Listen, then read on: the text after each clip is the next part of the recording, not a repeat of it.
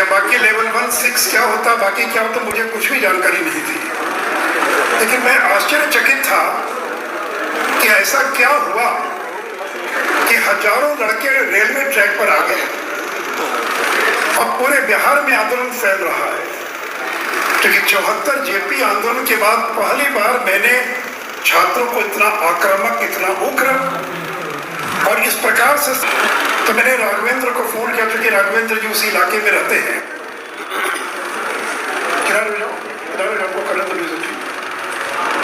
तो मैंने कुमार राघवेंद्र को फोन किया, भी मामला क्या है, केवल नौकरी का सवाल होता तो इतना बड़ा आंदोलन कैसे होता, तो मुझे पूरा विषय समझाइए। मैं राघवेंद्र जी को धन्यवाद देना चाहूंगा कि इन्होंने मुझसे मिलकर एक बार, दो बार, तीन बार उसकी पूरी बात को समझाया। मैं दिल्ली में मिला जब अश्विनी वैष्णव जी से, वो भी आश्चर्यचकित आखिर हुआ क्या। यानी केंद्र की सरकार को भी मालूम था कि आखिर इतने छात्र उत्तेजित क्यों हैं, इतने आक्रामक क्यों हैं। और मुझे लगता कि आज तक दुनिया में ट्विटर की इतनी बड़ी लड़ाई नहीं लड़ी गई होगी जितनी बड़ी लड़ाई आपने लड़ने का काम किया। 93 लाख 93 लाख और ट्विटर पर लोगों ने ट्वीट किया है। ये सामान्य लड़ाई नहीं थी। बिल्कुल डिस्टर्ब मत करो। अब मित्रों, जब गहराई में मैं गया तो मुझे लगा कि इसमें आरआरबी के शीर्ष अधिकारियों की लापरवाही है। कि जो रेलवे रिक्रूटमेंट बोर्ड के शीर्ष पर बैठे लोग हैं वो असंवेदनशील हैं, लापरवाह हैं, गैर जिम्मेवार हैं। उनको छात्रों के हितों से कोई मतलब नहीं है। और आज मैं ये मांग करता हूं कि भारत की सरकार आरआरबी के जो वरिष्ठ अधिकारी उनके खिलाफ सख्त से सख्त कार्रवाई करे। जिन लोगों ने छात्रों को सड़कों पर आने के लिए बाध्य कर दिया, जिनके कारण केंद्र की सरकार बदनाम हुई। अगर आपको कोई संशोधन करना है तो विज्ञापन निकलने के 2 महीने, 4 महीने, 6 महीने के बाद कर दीजिए। और मुझे राघवेंद्र ने बताया कि सर जब एनटीपीसी के लड़के रेलवे ट्रैक पर थे तो मुश्किल से 400-500 लड़के रेलवे ट्रैक पर थे। लेकिन 24 जनवरी को और 24 जनवरी को 11-12 बजे जैसे ग्रुप डी के का ये आया समाचार ट्विटर पर या सोशल मीडिया पर, जब 1 नहीं 2 परीक्षा होगी तो संख्या बढ़कर 10,000 हो गई। मित्रों, अगर मैं भी आपकी जगह होता तो मैं भी उसी प्रकार रेलवे ट्रैक पर पहुंच गया होता जैसे आप पहुंचे।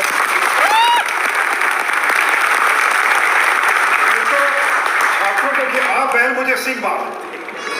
अरे भाई, अगर आपको 1 नहीं 2 परीक्षा लेनी थी तो जब 2019 में विज्ञापन निकला उसी समय आप विज्ञापन में देते कि 2 परीक्षा होगी, लड़के मानसिक रूप से तैयार रहते। लेकिन परीक्षा की डेट के 1 महीना, परीक्षा के 1 माह पूर्व आपने घोषित कर दिया कि 1 नहीं बल्कि 2 परीक्षा होगी।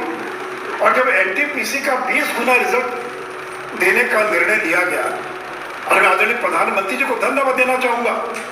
पहले 10 गुना होता था, फिर बढ़ाकर 15 गुना किया गया और इसी सरकार में 20 गुना किया गया। लेकिन आरआरबी के अधिकारियों ने लड़कों के भविष्य के साथ खिलवाड़ करना शुरू कर दिया। और एक लड़का जिसका 5 लेवल पर रिजल्ट आया था उसको अलग अलग मानकर 11 गुना ही केवल रिजल्ट प्रकाशित किया। इसने भी आग में घी डालने का काम किया। तो मित्रों, मैं जब उसकी पूरी गहराई में गया तब मैं अश्विनी वैष्णव जी से मिला और अश्विनी जी ने कहा कि सुशील जी, मैं कंपटीशन में बैठने वाले छात्रों के दर्द को जानता हूँ, क्योंकि मैं भी आईएएस की परीक्षा मैंने दी है। कितनी मेहनत करनी पड़ती है, कितना समय लगता है, घर वालों को कितनी परेशानी होती है। और जब एक एक बात को मैंने समझाया तो मैं धन्यवाद देना चाहूंगा अश्विनी वैष्णव जी को। उन्होंने कहा कि सुशील जी, आप जाकर छात्रों को वीडियो कॉल से बता दीजिए कि केंद्र की सरकार आपकी सारी बातों को मानने के लिए तैयार है।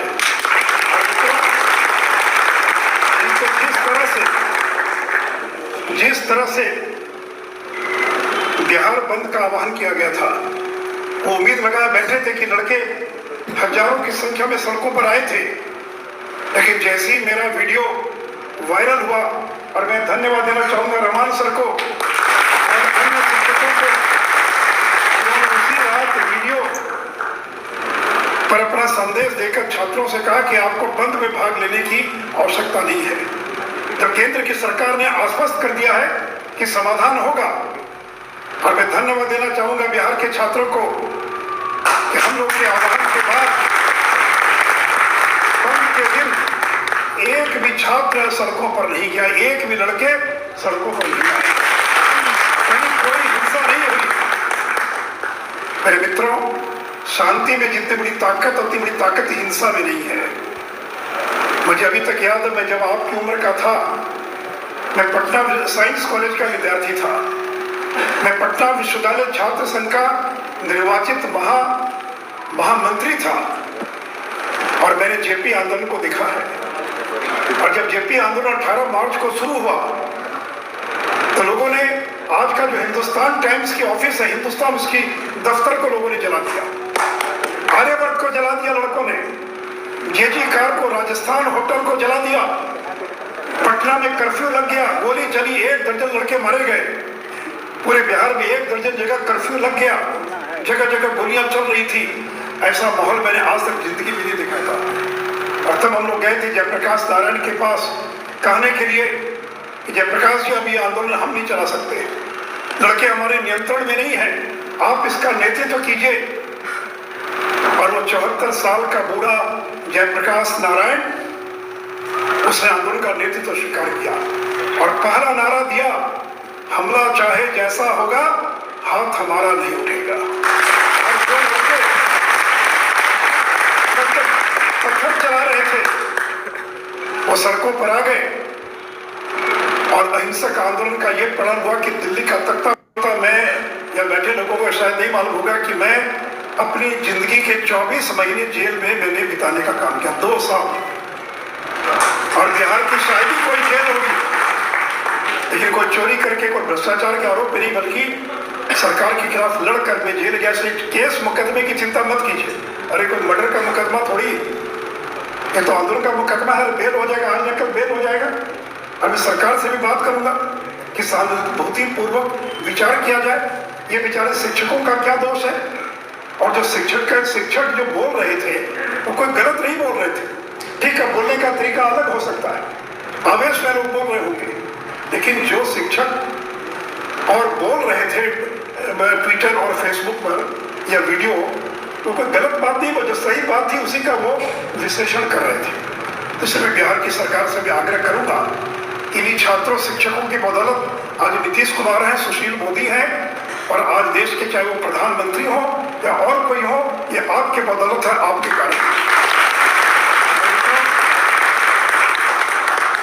नरेंद्र मोदी जी जब बिहार में आंदोलन शुरू हुआ तो पल पल की पूरी जानकारी ले रहे थे, क्या हो रहा है, क्यों हो रहा है। अगर प्रधानमंत्री ने हस्तक्षेप नहीं किया होता तो इस मौका समाधान नहीं निकला होता। मैं अपनी ओर से बिहार के तमाम छात्रों को, सभी अपने शिक्षकों को, भाई राघवेंद्र जी को, और वैसे मीडिया के लोग या मीडिया के लोग, न्यूज़ 18 से लेकर जी न्यूज़ से लेकर सारे चैनल के लोग, इन लोगों ने बहुत सकारात्मक भूमिका का निर्वाह किया है। अगर चाहते तो ये आग लगा सकते हैं, लेकिन इन चैनल के लोगों को धन्यवाद देना चाहूँगा कि इन चैनल से बहुत ही पॉजिटिव और भूमिका का निर्वाह किया है। इसलिए मित्रों, मुझे सुश्री अश्विनी वैष्णव जी ने कह दिया था कि ग्रुप डी की 2 नहीं बल्कि 1 परीक्षा होगी। और औचित्य क्या, ये कोई आईएएस की परीक्षा है, 10वीं के लड़के और 4th ग्रेड की नौकरी, और उसके लिए उसको 2 परीक्षा देना पड़े, इसका क्या औचित्य है? और एक छात्र एक रिजल्ट क्यों नहीं हो सकता है? और एक बात मैं और बता दूं, नॉर्मलाइजेशन को लेकर भी तरह तरह का भ्रम रहता है, लेकिन आप अगर विज्ञापन को पढ़ेंगे जो प्रकाशित हुआ है, सरकार ने यह भी ऐलान किया है कि नॉर्मलाइजेशन की नई प्रक्रिया लागू करने का निर्णय लिया है, जो जेईई वगैरह में होता परसेंटाइल के आधार पर, ताकि वह भी भ्रम जो छात्रों का और दूर हो सके। फिर चाहे मेडिकल स्टैंडर्ड की बात है या फिर ईडब्ल्यूएस के सर्टिफिकेट की बात है, माने इतनी छोटी छोटी बातों को इन शीर्ष अधिकारियों ने उलझा दिया। और मैंने जब फोन किया तो कहते हैं, सर हमने तो विज्ञापन में लिख दिया था कि अगर चाहेगा आरआरबी तो संशोधन कर सकता है। तो मैंने उनको कहा कि 3 साल बाद संशोधन कीजिएगा, आपको मतलब ये थोड़ी सी जबरदस्ती कर दीजिएगा। परीक्षा लेनी थी तो आप पहले दिन निकालते हैं विज्ञापन में, या 2 महीने बाद, 4 महीने के बाद, या अगर एनटीपीसी का जो रिजल्ट निकाला आपने, ये ईडब्ल्यूएस का सर्टिफिकेट, अरे जब भी कोई लड़का आय प्रमाण पत्र लेकर आता वो मान्य होना चाहिए। आप कहते हैं कि 2019 का जो ईडब्ल्यूएस का सर्टिफिकेट है, उसी समय ईडब्ल्यूएस लागू हुआ था, बिहार के अधिकारियों को मालूम भी नहीं था कि सर्टिफिकेट कैसे बनाना, लोग सर्टिफिकेट नहीं बनवा पाए। यानी ऐसी ऐसी चीजों को, तो मुझे तो कई बार इतना गुस्सा आता है, इन बड़े बड़े जो सरकारी पदाधिकारी को, इनको कोई जनता से मतलब नहीं है, इनको कोई जनता की ये नौकरशाह, और ये नौकरशाह है, इनको जनता से मतलब नहीं करता है।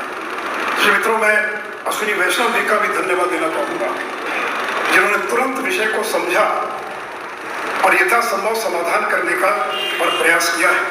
मित्रों, यहाँ बैठे लोगों को शायद ये नहीं मालूम होगा कि ये जो आपकी जो परीक्षा हो रही है, मुझे तो याद है, मुझे तो 50 साल हो गया राजनीति करते हुए या सामाजिक क्षेत्र, मेरी उम्र 70 साल की है।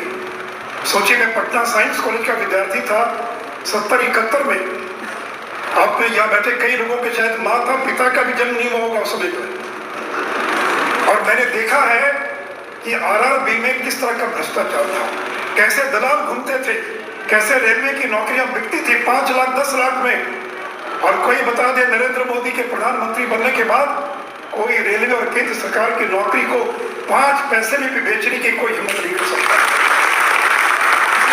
ये नहीं कहा कि धांधली हुई है। अरे आरआरबी की परीक्षा में जो गड़बड़ी थी वो अनियमितता नहीं है, वो जो तरीका, यानी कोई भ्रष्टाचार नहीं था कि किसी ने इसका नहीं उसका रिजल्ट निकाल दिया।